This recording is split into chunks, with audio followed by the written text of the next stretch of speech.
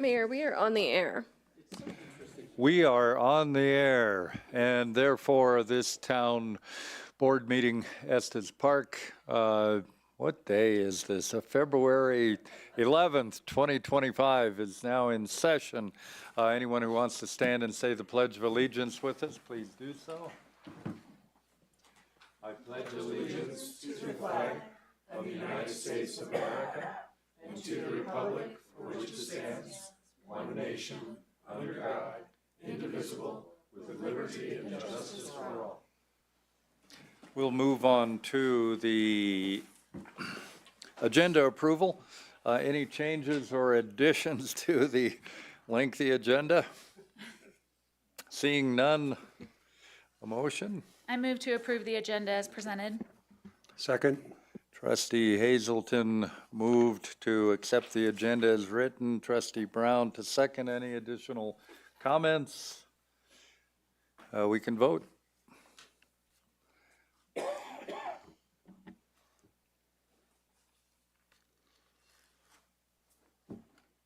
Agenda approved unanimously. I should note Trustee Youngland will not be present today. She is out of town. The public comment section, any quasi-judicial items, public comment must be reserved for the appropriate public hearing. Does any member of the public request to speak on a non-agenda item? We have one.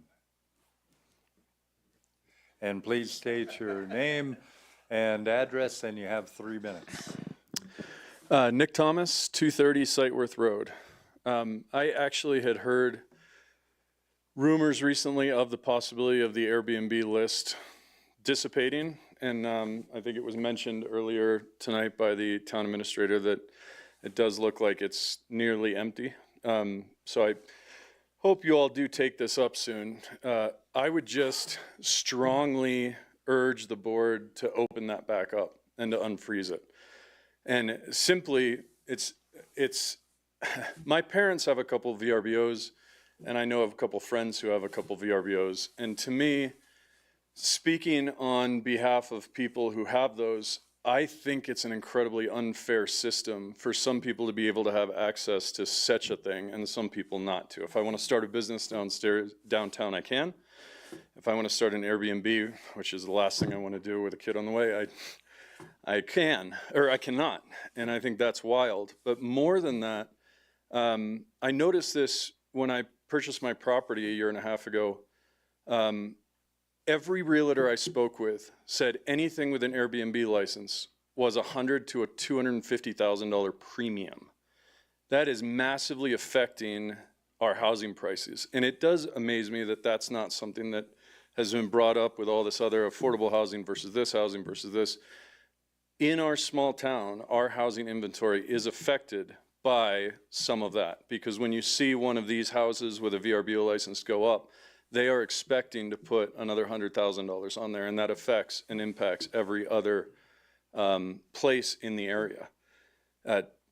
When in basic economics, you create a, I'm going to lose my verbiage here, but a fake control, you create inflation and loss in the market. And that's what we kind of have here right now. And even on Sightworth, when we were moving there, the house across the street that decided to let their Airbnb license go, which is one of the reasons many are dropping off, then learned that they could have sold their house. They were looking at selling the Sightworth house. They could have sold their house for about $250,000 more.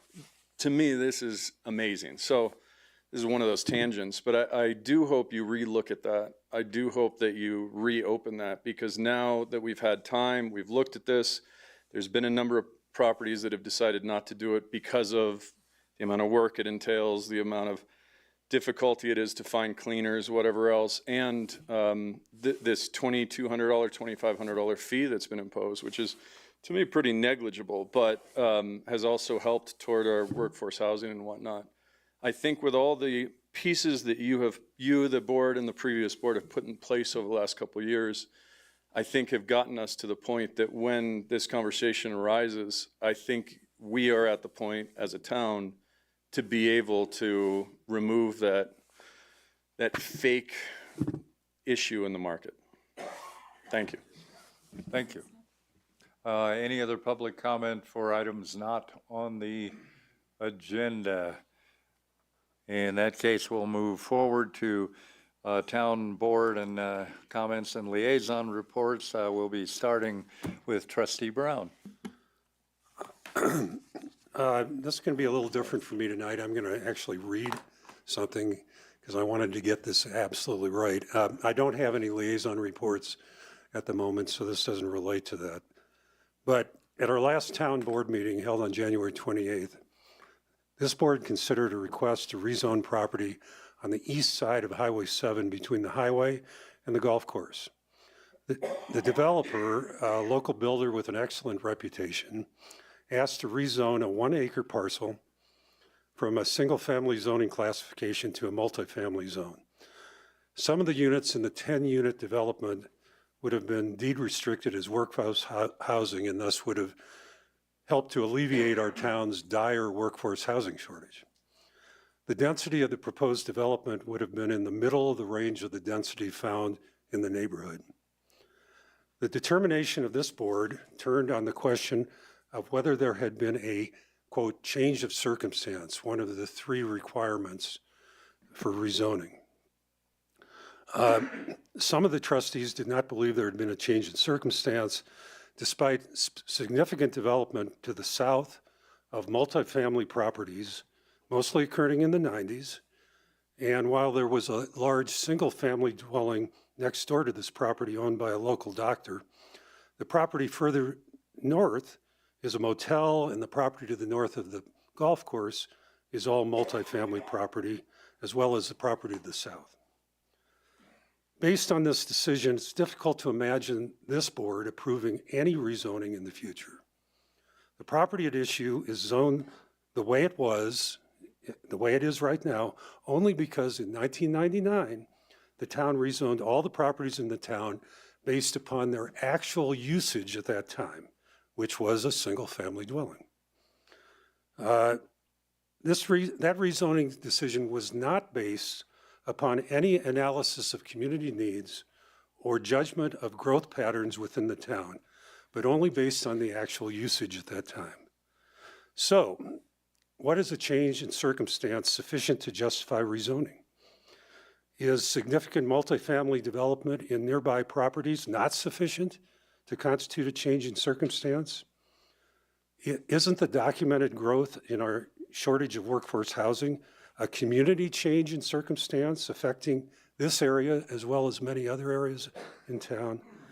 I strain to even speculate on what would be a change that the opponents of this redevelopment would deem sufficient for rezoning. Based on the criteria applied by this board, the only change that I can see that could justify rezoning is the obliteration of a neighborhood by a natural disaster that necessitated complete rebuilding in the area. As long as this is the approach of this town board, I suspect the town staff will never again recommend a rezoning, and it is difficult to imagine a rezoning application that will be approved by this board. This town cannot be vibrant without additional workforce housing and a workforce that lives in the Estes Valley.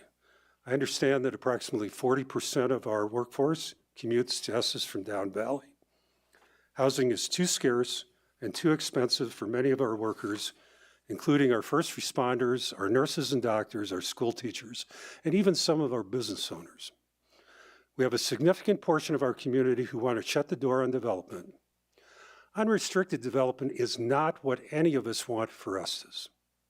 However, managed development is an important component of building and maintaining a vibrant and engaged community. We need more young families to support our local businesses, populate our schools, and engage in the community, and we won't have that as long as we limit supply in this manner, thereby driving up rents and exacerbating our already critical workforce housing shortage. As we embark upon a much overdue review of our development code, I hope that we will realize that we cannot thrive as a community without new blood and the ability to attract young families who want to live and work here. I believe we need to rethink how we approach redevelopment and not close the door on sensible projects like the one rejected at the last board meeting. Thank you. Trustee Hazelton. Yeah, thanks, Mayor. Just a couple of things tonight. First, for Restorative Justice, their next board meeting is Wednesday, February 19th, so I'll look forward to reporting back then.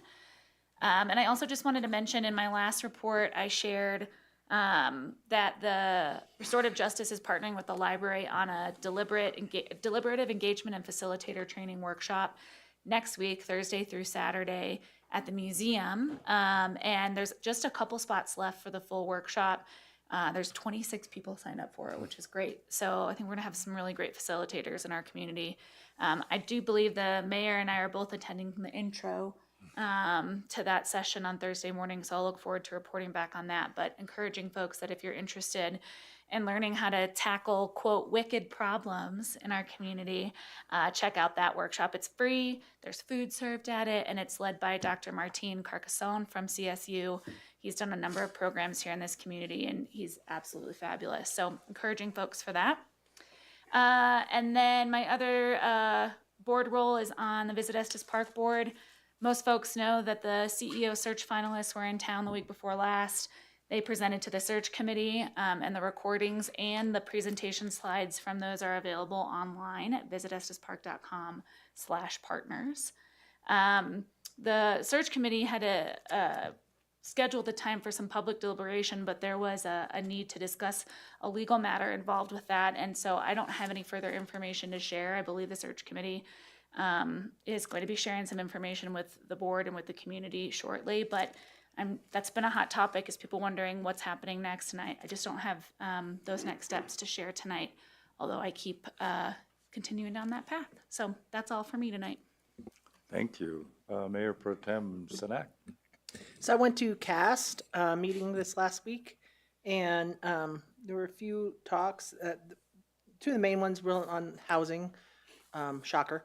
But what I found was interesting is one of this was based on data they'd gotten from an organization called NAR, GNAR, which I had never heard of before. Can't raise his hands like he knows what it is, but it's the Gateway to National Parks and Forests.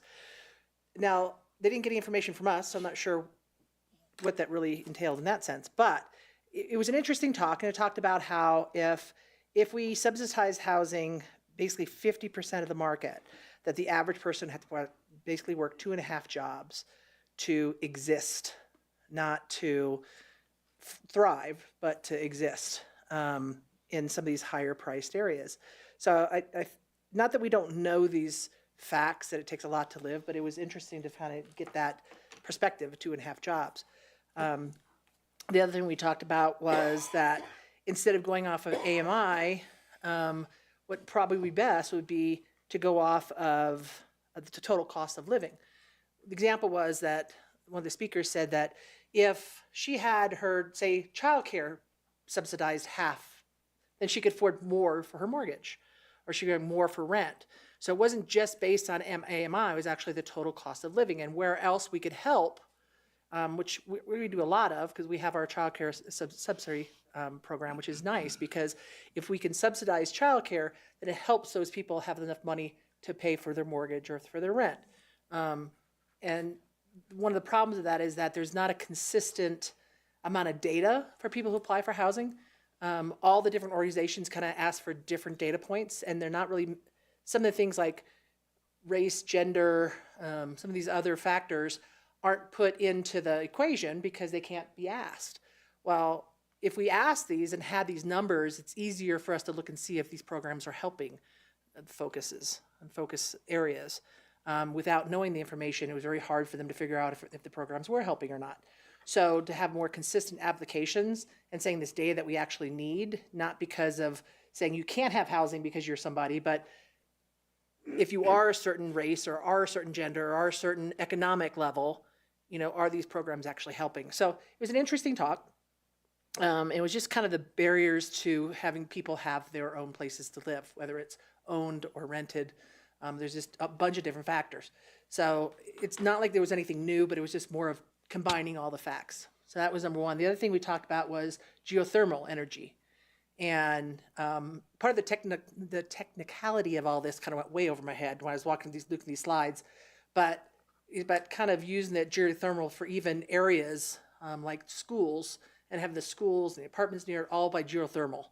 And the technology was actually really fascinating once I got the basis, but I still couldn't cite it. Actually, I thought I had it, so I was going to tell you all about it. And now I'm kind of going, yeah, okay. But it's not just for heating. It's actually for energy too. And I kept thinking, oh, our waste plant here could be doing all this energy for us. But it was just really interesting to talk about geothermal. And I got the basis, but not enough to explain it to you by any means. I think that was about it. So, thank you. Thank you, Trustee Lancaster. Thank you. A couple things. When the mayor and Administrator Mahalik and I attended the Estes Arts Districts for the Love Art meeting last week. That was very interesting. They're doing some great things, and they have an executive director now that I think is going to show some leadership there. And I think there's some good chance of us being designated as a creative arts district officially through the state. We've tried that before, and I think this is probably the best chance we have of getting it, so that's exciting. Also attended the Estes Valley Voice, had an open meetings presentation on open meetings and open records. Very good presentation, very even. There was a lot of people here from different districts. I think we do a good job of following those rules, but it's good to be reminded of that. Mayor of Loveland and some Loveland council people came up for it as well. So appreciate that from the Estes Voice, and I think more of the districts and governing boards should attend that. Our library CEO was there as well. We recognize Claudine was there. Excuse me. The last thing I want to mention is Trustee Mahalik and I were at a meeting on Friday where, excuse me, the LEDA director was speaking. And we've probably heard about this before, but there was an issue during the Alexander fire where we almost lost our 911 fiber coming up County Road 43. And we were all under the impression at that time that we had redundancy, that there was another line up Pole Hill, and we were very surprised to find out we didn't. That was never turned on. And we were still operating on one single 911 line. And CenturyLink, as the provider of those, is supposed to give us some redundancies, and should have told us about that, and they didn't. There are other issues that they've had with that and how they're doing that and how they're protecting us. We're lucky that that line didn't burn, came very close, and we would have lost all of our emergency 911 services in town. But LEDA has filed a formal complaint against CenturyLink with the PUC and telling that they have to do redundant fiber and 911 lines into this town. We would like to have three more. One up at the Pole Hill lines on the WAPA lines, one eventually up 36, and one through the tunnel to the other side in case there's an issue on the other side. This is critical, and Estes Park has kind of become the poster child for this lack of preparation from CenturyLink. And LEDA, who represents all of the local governments in Larimer County and a couple in Weld County, is taking the lead. The reason I'm bringing this up is they asked if we could possibly do some support, and I'd like to see if the board was all right to have the mayor draft. We have a suggested letter that we would send to the PUC, and I think it would carry more weight if it was from the mayor on behalf of the town board, saying we expect redundancy in our 911, and this situation is not acceptable, and we would like the PUC to step in and make sure that CenturyLink provides us with this. And I don't think we need to vote on it unless somebody thinks we don't need redundancy and doesn't like 911 for some reason, but I'd like us to just ask the mayor to do that and then use this format. Travis, do you have anything to add to that? Did I cover that? We received a template from LEDA today that they're sharing with other communities in Larimer County. I've tailored that letter more specifically to our situation, since we're kind of the test case here that started this whole ball rolling. So we have a draft that we can prepare. We can send to the board, for information purposes. But that is what we would like to send to the PUC. And, sorry, you didn't catch it from me that quickly, from all the way across. Yeah, and for those maybe who are listening aren't familiar, LEDA is the Larimer Emergency Telephone Authority, and they run the 911 system. It's a surcharge that's on all our cell phones and phones. And Kimberly, who's the executive director, does a great job with that. But I think we need to step in. This is critical to the safety of our community. And one of the things they want to do is require audits. We kind of, by happenstance, found out we had this problem. Who knows how many other communities throughout the state are the same way, and there's no clue that they don't have redundancy or backups. And we want to be safe no matter where we travel, not just here, but anywhere in the state. So I'm seeing a lot of nod heading. If we can go ahead and do that, I'd like to suggest that. That's it for me. Thanks, Trustee Agel. Thank you, Mayor. I have a quick follow-up to a TAB meeting last week or a few days ago. TAB is the group, our only advisory board to this board to give us input from the community on issues that are important. It's a transportation advisory board. Meets here, it'll meet here again on February 19th from 12 to 2 in this room. Well, anyway, we have over the last year, we've put on several new members, and some of the members have different perspectives than other members. And what we are finding is that there is a little bit more diverse perspective on TAB, which has been very good for conversation. And I would say that the last meeting I went to was probably one of the better conversations with that group, representing different members of the community, different segments of the community. It was a good conversation. And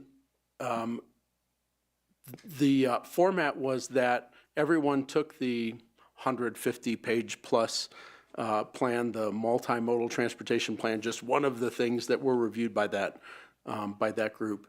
And everyone provided feedback on it. And it was kind of a round robin thing where everybody reported in. It was very respectful and productive, some different opinions on the way things are done in the community, some perspective on the number of projects that may be coming down the pike for Estes Park. And I think that will be a very productive group to watch as some very big decisions are made or recommendations are made as we talk about transportation and projects for the next 20 plus years. One of the goals of that meeting was to talk about providing endorsement or support for the multimodal transportation plan. And the group did not give that endorsement right now. They're not ready to push that forward to the town board to review. There's some recommendations and changes that they would like to see, that TAB would like to see. So I think that's going back to the consultant to see some revision and work through a little bit more. So good work is being done at TAB. It's a robust conversation about the future of our community. And I would encourage everyone to participate, at least listen in if you have an opportunity to want to know what's coming before they start digging holes in the road on a very simple level. The board elects, or they select from their group leadership, a chair and a vice chair, and they made that selection at the last meeting.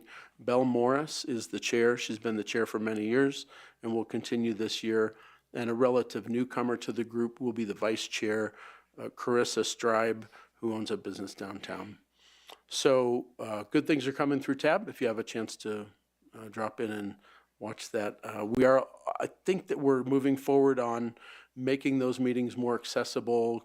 Thank you for nodding that they will be recorded and made available for the public to watch in and to look back historically and find out where did that conversation come from or go to. So we're trying to increase the accessibility for the public to those meetings that are in the middle of the day. That's my report. Thanks. Thank you. I'll provide my list of various activities of the last couple of weeks to the town clerk to put in the minutes, and we'll leave it at that. Otherwise, I could talk all night. Town Administrator, you have a report. Nothing tonight, Mayor. You do not have a report. Okay, we'll move on to the consent agenda. I will read the items in complete detail. Item 1, bills. Item 2, town board meeting and study session minutes dated January 28th, 2025. And I should also mention, of course, you can see all these appropriate documents on the posted packet. Item 3, Resolution 1025, intergovernmental agreement with the Colorado Department of Transportation for the Downtown Estes Loop Project, OLA number 331-002-864. Number 4, Resolution 1125, professional services contract with JUB Engineers, Inc.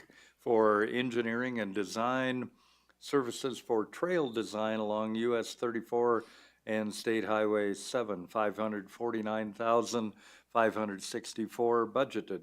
Item 5, Resolution 1225, professional services agreement amendment with JVA Engineering for the Prospect Mountain Water System Improvement Project, $384,500 budgeted. And item 6, Estes Valley Public Library District Board appointment of Cynthia Morris for a 4-year term beginning January 1, 2025 and ending December 31st, 2028. Does any member of the public, including the trustees, request to have an item removed from the consent agenda?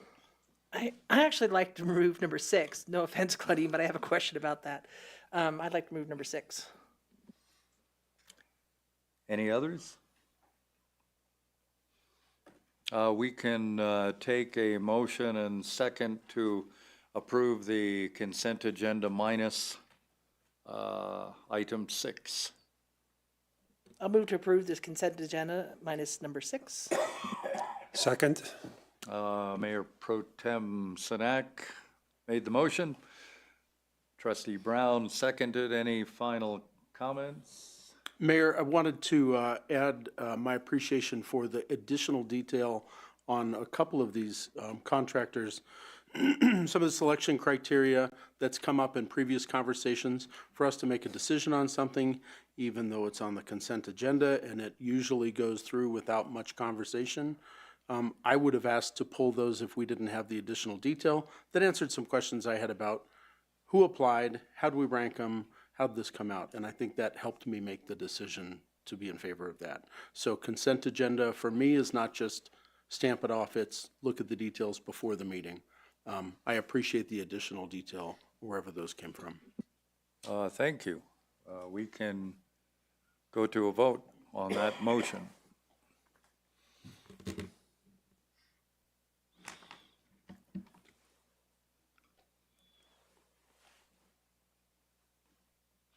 All right, the consent agenda items 1 through 5 passes. We'll now discuss item 6 on its own merits. Estes Valley Public Library District Board appointment of Cynthia Morris. Well, must have been a popular topic. And I'm turning to you, Travis, who can give us information on this one. I just have a question. Since I pulled it, Okay. it's just a question. And it's really not about the appointment because I'm sure it's a great appointment. But I do have a question as to why we see it. The Estes Valley Library District is a joint appointment by the town board and the Board of County Commissioners. You appoint that board because that board controls the public expenditures of money that comes from the entire district, which includes town and unincorporated county. So very similar to Visit Estes Park, but instead of having the county have X number of seats and we have Y number of seats, we jointly appoint these board members to oversee the operations of the Estes Valley Library. Okay. And I just want the public to know why we don't do like the fire district and we don't do anything else, but we do the library district. So I want to make sure that people understood that. Thank you.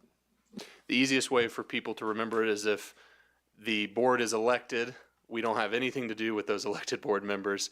If the board is not elected, then typically the town or the county are involved as the taxing entities and the responsible parties for those public dollars. Based on that, go ahead. So I move to approve number 6 of the consent agenda, the Estes Valley Public Library District Board appointment of Cynthia Morris for a 4-year term beginning January 1st, 2025 and ending December 31st, 2028. I second. Motion to approve by Mayor Pro Tem Sinek and a second from Trustee Brown. Any further comments? Let's vote.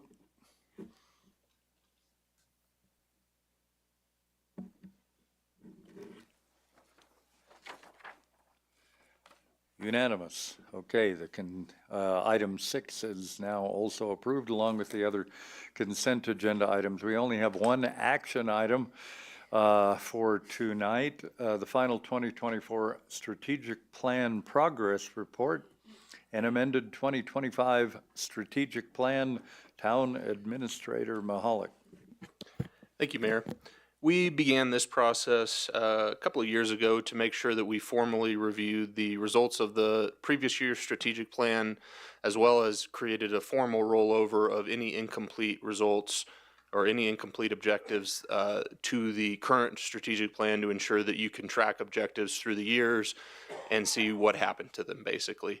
There are, every year, there's some objectives that we recommend not carrying forward for whatever reason. This year there are 8 of those. In fact, 7 of those have already been carried over. We ran into problems or challenges or those hiccup points early enough in the year that we were able to incorporate the carryover into the original 2025 strategic plan. The final one that we're not recommending carrying over is the Stall Barns project. In talking to our project manager, Derek Pastor, he's recommended that we don't design a project that may not be funded for 5 to 10 years because the things can change. The materials can change, the environment can change, costs can change, different means and methods can come up. So he said, really, until you have the construction financing lined up, it doesn't make sense to spend money to design those stall barn improvements. So that's the only item that's on the 2024 strategic plan that was incomplete that we would not recommend carrying over to 2025. We would recommend those stall barns coming back through the strategic planning process at a later date when financing is identified. At a broader level, we had 55 objectives in 2024. 28 of those were completed or ongoing, and then the remaining, 28 were completed or ongoing, 3 were multi-year or ongoing objectives, and 24 were incomplete. So it's a lot of incomplete objectives. In sitting down and looking at this, looking at the areas where we didn't complete objectives, it's become very apparent to me that our eyes are bigger than our stomach. We had a little bit of a conversation about this in the study session. It's a problem both on the staff side, it's a problem for the organization as a whole, but perhaps more importantly, it's a problem from a public engagement standpoint. If we have 55 major initiatives that are going on, how likely is it that the average resident, the average citizen is going to be able to engage effectively where we need them to engage and provide feedback on those? So in recognition of that challenge, moving into the 2026 strategic planning process, which will be starting very shortly, I'll be working closely with the directors to make sure that bringing you objectives and a full strategic plan proposal through that process that is reflective of that awareness and understanding that we really need to be very conscious of the work that we take on and what that means, not only for our own workloads, but for the ability for the public to digest and engage with the various things we have going on. We know 2026 will be a key point for the development code update. There's going to be rate conversations, not only at the town, but broader. There's going to be a lot of things that we're expecting the public to engage on. So you will likely see in the 2026 staff recommended initiatives based on your direction earlier in the strategic planning process, a much shorter list of objectives that are really high level things that will move the needle without overwhelming the staff, the board, or the community. Recognizing that we are still going to have a pretty full 2025, we are committed to completing these objectives that we have laid out for 25, as well as the objectives that we're planning on carrying over for 2024, assuming you approve those carryovers tonight. It is going to be a very busy year. We do think there's most of those 2024 carryovers are fairly far along. Some of them are nearly complete. Most of them are past the early stages. There are some that are waiting really on budgetary approval. So they hit a certain style, or they hit a certain point in the completion deadline that they couldn't make the last budget process, so it had to get kicked to the next budget process. So with that said, that's a broad overview. One last item, our performance metric for objectives complete, I've set at 80%. I think that it's realistic to have some incomplete objectives close to complete, or they got put on hold, or we recently learned that funding for some of our objectives this year has been cut at a higher level than the town. So we probably will not be able to complete that objective for reasons that are really out of staff's control. So we set that at 80%. Unfortunately, this year we weren't anywhere near 80%. So that is a performance issue we did not complete, and that's on me as your town administrator. But we do intend to finish those as we roll into 2025. Happy to answer any questions you might have. The specifics for each of those objectives you can find in the attached document. Lists out where they are roughly in completion standpoint, as well as notes on where they are and what we're waiting on or what we're working on. Travis, in the comments that are included in that attachment, what's the time frame on this? It looks to me like some of them are maybe a past date. How current are these comments in the status update? The current in this, so the final 2024 strategic plan objectives, those comments are as of into December. Okay. So this is the December status report updated. So some of these may be further along in the last couple, 3 weeks that have not reflected there. So this is the point in time towards the end of December, early January. Okay, thanks. That's helpful. I have a question about the rehabilitation of West Elkhorn. Has that been scheduled yet? I know it was going to be in July, then we were hoping to do it in October, didn't get it done then. So what's the plan? So that's a great example. That was an objective that was scheduled to move ahead. There was a lot of pain downtown this summer. Yes. So I directed Public Works staff to kick that. They said, well, we're going to hope we can get it done in October, but that's a long shot. It will likely have to roll in next year. And I said, let's do it. So that is getting delayed. We do anticipate that as soon as the paving season starts up this year, that's going to be the first project to go. So our goal will be to complete it before the summer season takes off. Yeah, I had several questions, just clarifications.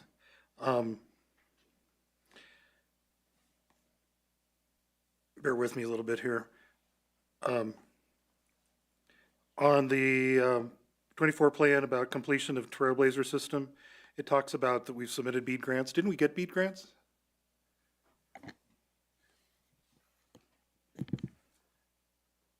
Give you some time to find it. Sorry, I'm catching up to where you are. Yeah, it's under Keokuk Mary's infrastructure and completion of construction of Trailblazer system. Yes. And it says staff has submitted 2 BEAD grant applications. Yep, so that was where we are. That was where we were when this was generated. We have a preliminary notification of a successful application. We've been kind of cagey on that because there's a lot going on at the state level, and we didn't want to say we got these for sure and we're moving forward until that uncertainty is resolved at the state level. The next one I had is down under review and update the town's emergency management functions. And if you've got in there that moving forward, at least for now, that Chief Stewart will be also our emergency manager. I've got a little bit of concern about that. That's a lot to be put on his. In an emergency, he needs to provide the leadership and policy during it, and to also be the emergency manager at the same time. I can see maybe in the short term, but and in the future, I think some other members of senior staff should be taking that position. And obviously, that's your call and the chief's call, but to have him be the police chief and the head of law enforcement and trying to be the emergency manager, at the same time during a disaster. I've been through enough of disasters. Those are two different roles and you need the staffing to do that. So that raised, that, I was just concerned about that. And a little more detail on that one. So we ran into problems in past incidents where the emergency manager, as a captain of the town, was as a town commander or a town captain, and it pulled them away from their day-to-day supervisory duties of the line level staff. So the chief is somewhat removed from that, so he has a little more flexibility. The captain is not. So we cannot roll this down into the existing public works or police structure without impacting that law response. Ideally, we would work with the fire district to come up with a joint emergency management position. That position could solely focus on emergency management. We've had conversations with the county. They understand and we understand that if something happens at a regional level, Estes is a long way away and removed from them, and we really need to be able and ready to take care of our own issues. So right now, Chief Stewart is a stopgap, and no bones about that. But we do need to find a way to pull that out of either fire or police and keep it as a position that's dedicated to that resilience, rebuilding, and emergency response at a more abstract level, so that fire can respond on the fire side, law can respond on the law side, and you have someone that's coordinating the efforts that's outside of either of those structures. Okay. Well, as long as you're looking at that for the long term, that just kind of raised red flags for me. Under seeking to the visitor center parking lot, it said due to funding shortfalls, it was necessary to eliminate the 34 corridor study. Yet later on in the document we refer to the study again in the 25 plan. So can you just get an idea what's the status of that report? Is that there or not? Where do we refer to that study again, Trustee Lancaster? Hang on.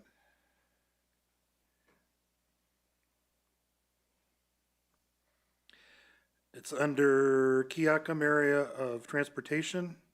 Second page, seek funding to construct the visitor center parking lots. Yeah, I saw that one. You said. And then in the comments, it says, due to funding shortfalls, was necessary to eliminate the 34 corridor study. And then down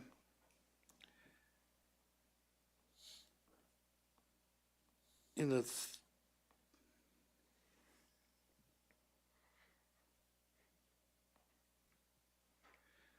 and then in the 25 plan under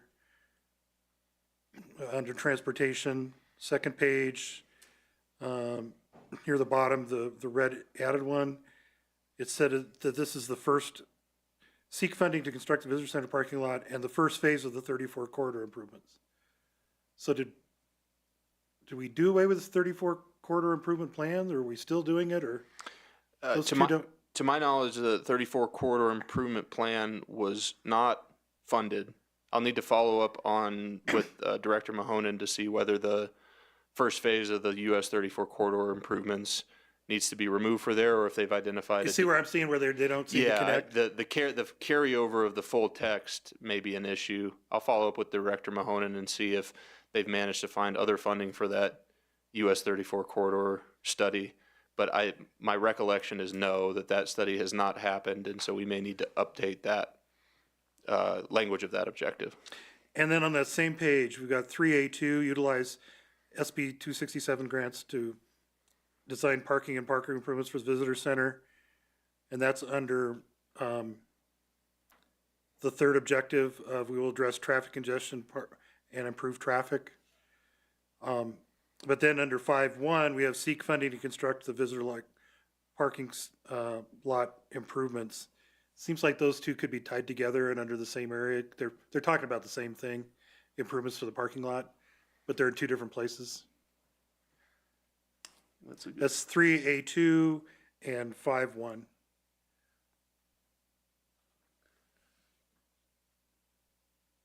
Yeah, I see where you're seeing that disconnect. I'll look at whether there's a better way to reference those objectives. Yeah, and maybe tie them together because they're really talking about the same project. That's it.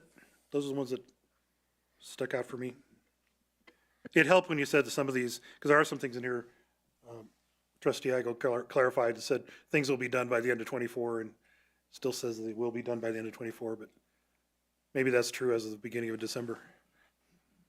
Thank you. Does any member of the public request to speak on this item?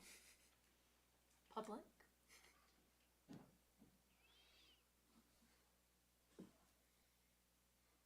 Sure.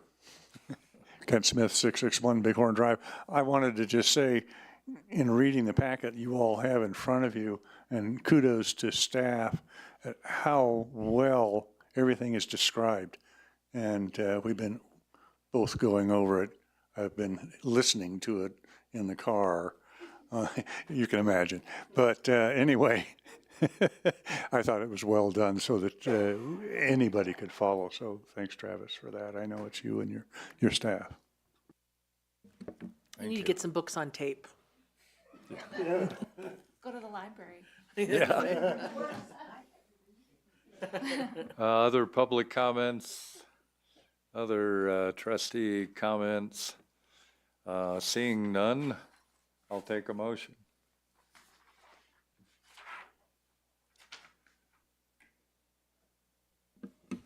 I'll move to approve the amended 2025 strategic plan as presented. Turn off your mic. Second. Trustee Lancaster made the motion. Trustee Hazelton seconded. Any other discussion? We can vote.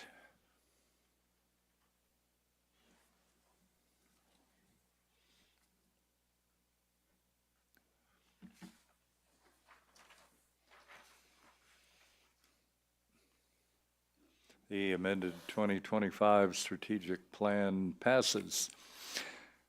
And we might beat your prediction, Trustee Hazelton, unless I decide to talk for 20 minutes. I continue to love doing this job. I get around quite a bit. You might see me in a lot of different places. I continue to monitor the national and state scene for things that will impact Estes Park and stay in touch with all of that. But most of all, I appreciate the continued contact by all manner of citizens, residents, merchants, whatever, visitors and guests along all political spectrums and opinion spectrums. Keep it coming. Thanks so much. This meeting is adjourned.